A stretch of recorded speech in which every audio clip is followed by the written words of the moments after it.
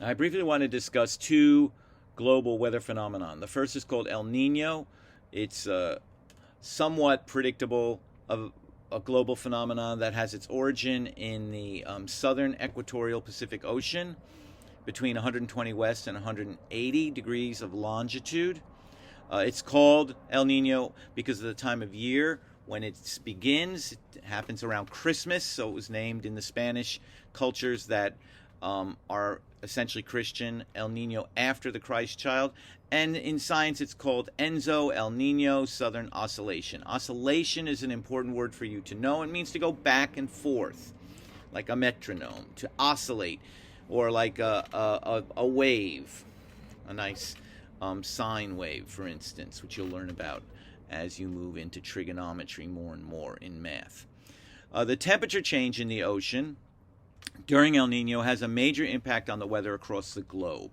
It was first discovered in the 1700s as a phenomenon, and since the 60s has been given serious consideration.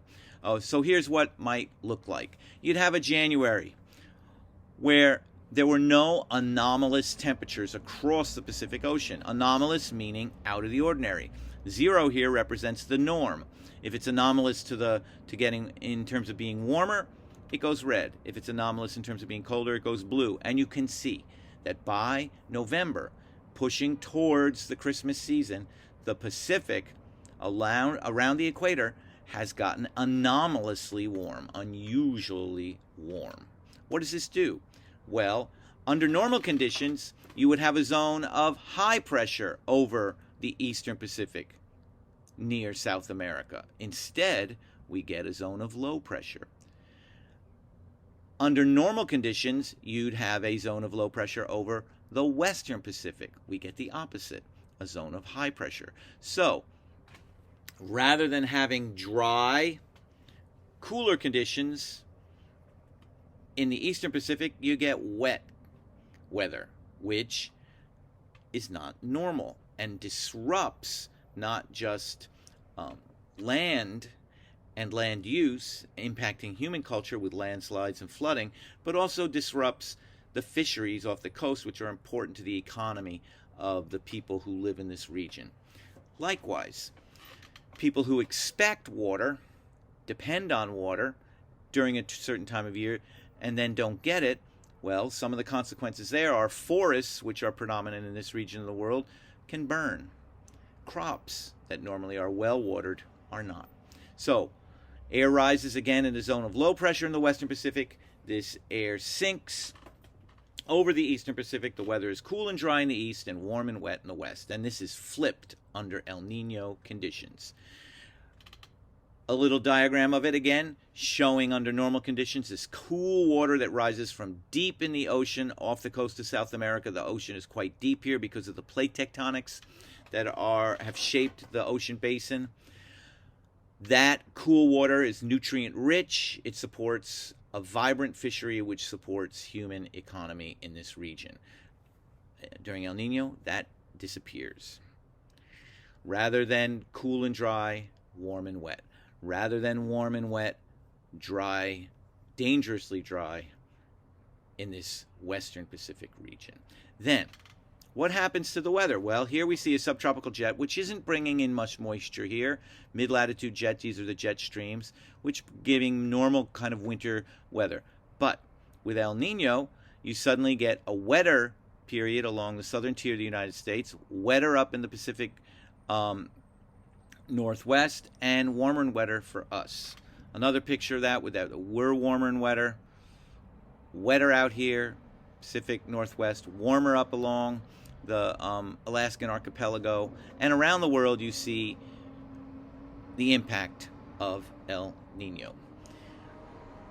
Along with El Nino, there is also a condition called La Nina, which happens often after an El Nino has come and gone. The La Nina is an extreme reversal, where rather than going back to strictly normal conditions, it's even cooler and drier in the eastern Pacific than normal, and wetter than normal in the western Pacific. So La Nina is also a disruption of normal weather patterns. And we can see in our neck of the woods North America, how a predicted La Nina in 2017 was going to change the winter weather. We're going to get even colder rather than the warmer that we had in El Nino. Wetter here, drier as opposed to the wetter during El Nino. And for us, not that big a difference. The next weather phenomena is the monsoon. Monsoons are annual shifts in the flow of air, in the summer bringing precipitation onto the land, and in the winter bringing dry conditions. They are a well-known part of South and Southeast Asian climates. What happens? Well, during the winter, the axial tilt of the Earth drives the ITCZ, the Intertropical Convergence Zone, from the equator down towards the Tropic of Capricorn.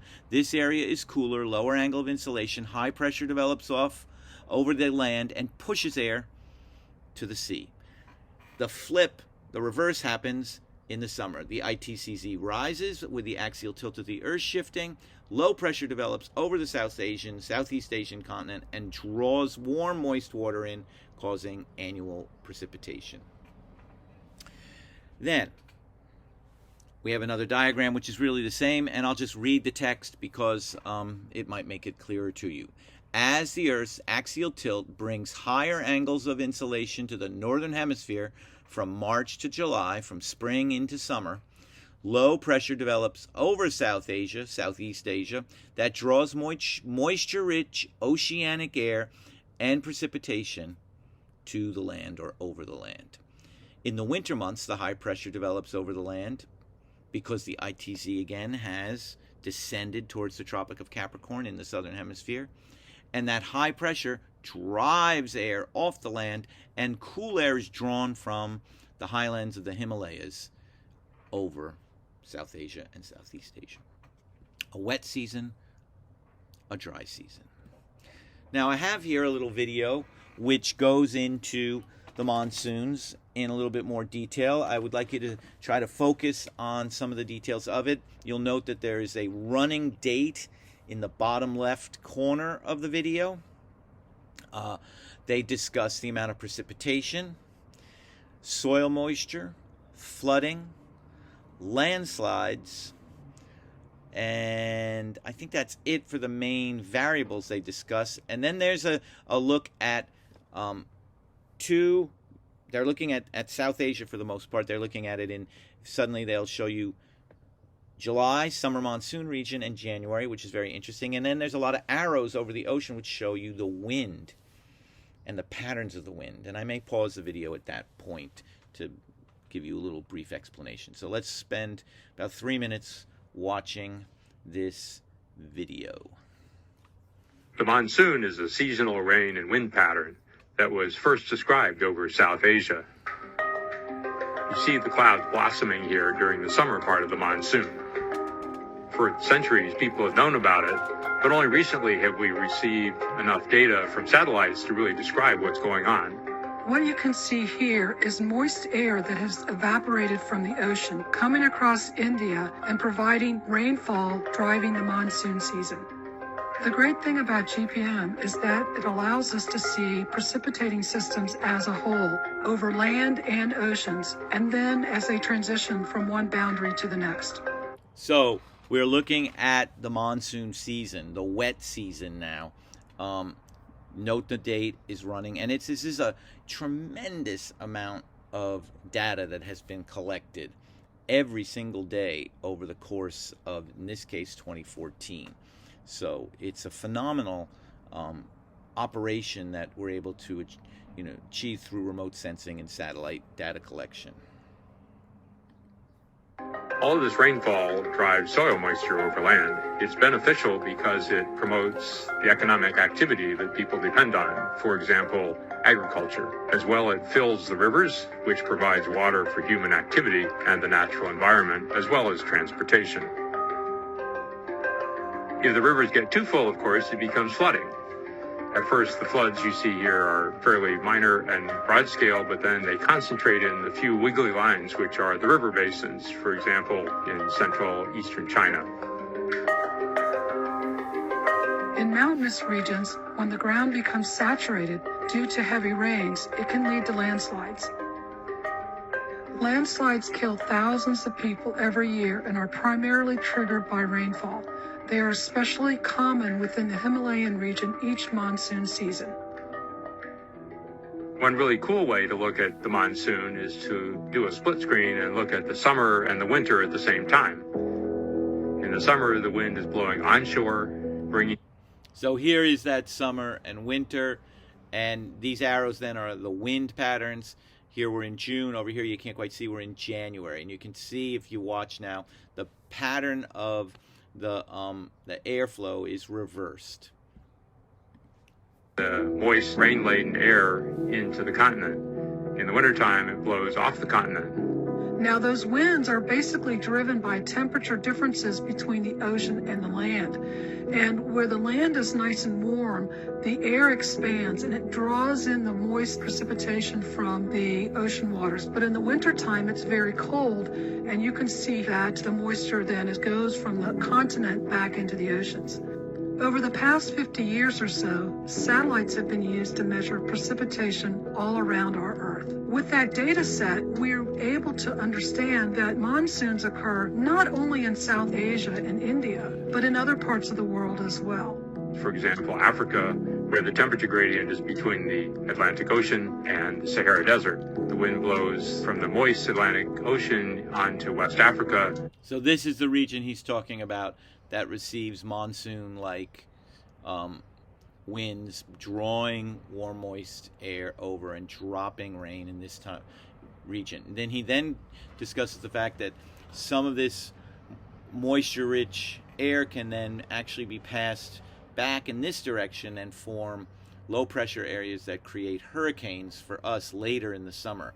In July, we're still a little early for the hurricane season. If we had a map of this in August, September, October, we might see even the development of a low-pressure system that became a hurricane. Providing the moisture for the precipitation. Some of these westward moving storms provoke hurricanes over the Atlantic that occasionally make it to the U.S.